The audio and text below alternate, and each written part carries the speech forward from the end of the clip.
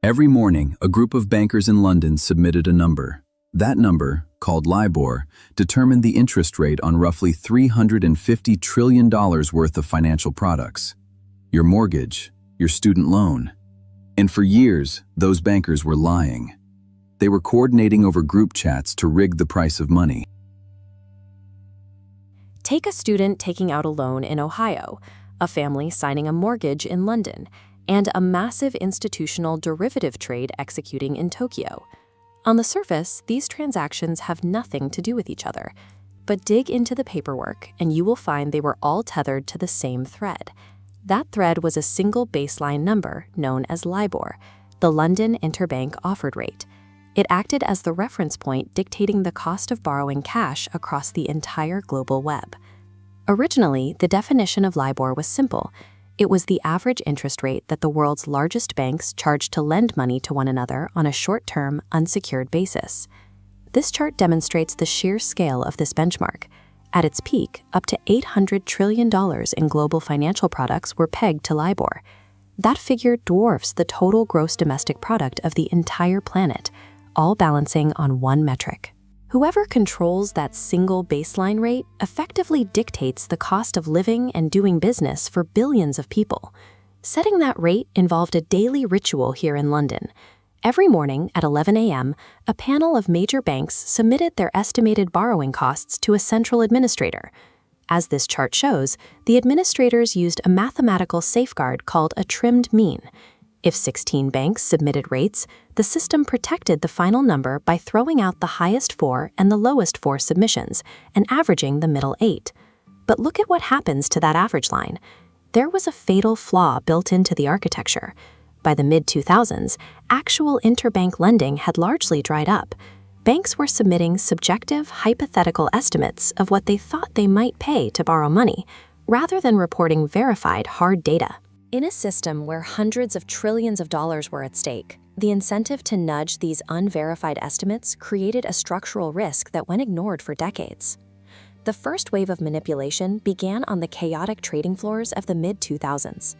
For a derivatives trader, a shift of just 0.01% in the LIBOR rate could swing a portfolio's value by millions of dollars. Given the massive volume of these instruments, even a microscopic nudge became an incredibly profitable tool. They started routinely messaging the rate submitters inside their own banks and at competing banks to coordinate their daily estimates. They formed a quiet cartel, deciding where they wanted the rate to land before the 11 a.m. deadline. This visualization shows how they bypassed the safeguard. By deliberately clustering fake submissions together, they overwhelmed the trimmed mean calculation and successfully dragged the final average line exactly where their trades needed it to be. These manipulations generated millions in bonuses for individual traders by quietly siphoning money from whoever sat on the opposite side of their trades.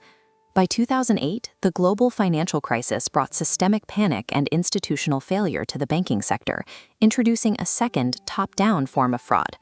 Bank executives recognized that a high LIBOR submission signaled to the market that their institution was struggling to borrow money. To project a false image of financial stability, they ordered their submitters to artificially lowball their daily rates. Both types of manipulation caused direct financial pain to the public. When traders pushed the rate upward to benefit their derivatives, American consumers holding adjustable rate mortgages saw their monthly interest payments rise. And when executives pushed the rate downward, institutional victims took the hit. Looking at this academic breakdown of interest rate swaps, we can see how municipal governments lost millions in expected cash flow when banks artificially suppressed the rates tied to those public funds. While executives hid their insolvency and traders padded their bonuses, the financial bill was quietly passed to the global public. When the scope of the fraud finally leaked, global regulators launched sweeping investigations. As documented in this legal analysis, authorities quickly began handing down massive regulatory fines against major financial institutions like UBS and Barclays. The global banking sector collectively paid over $9 billion in penalties. But for institutions holding trillions in assets, these fines were absorbed as a routine cost of doing business. The executives who oversaw the system largely avoided criminal accountability. Senior leaders like Bob Diamond resigned, but they did not face prison time. Prosecutors instead focused on mid-level traders. Tom Hayes, a former UBS trader, was convicted of conspiracy to defraud and handed an initial 14-year prison sentence. However, in July 2025, the UK Supreme Court unanimously quashed Hayes' conviction. The court recognized the trial judge's directions were flawed, since the regulatory system historically accommodated commercial interests in rate setting. The years of criminal investigation resulted in heavy sentences for the traders who operated the controls, while the senior leadership who established the underlying culture faced only professional resignations. Regulators have since retired LIBOR, transitioning the global market to new benchmarks, primarily SOFR in the United States. The core architectural difference in SOFR is that it relies on actual, secured overnight transactions. By strictly using verified data, it removes the element of human estimation. The LIBOR scandal proved that any global financial system built on blind trust will eventually be weaponized by the institutions it was designed to measure.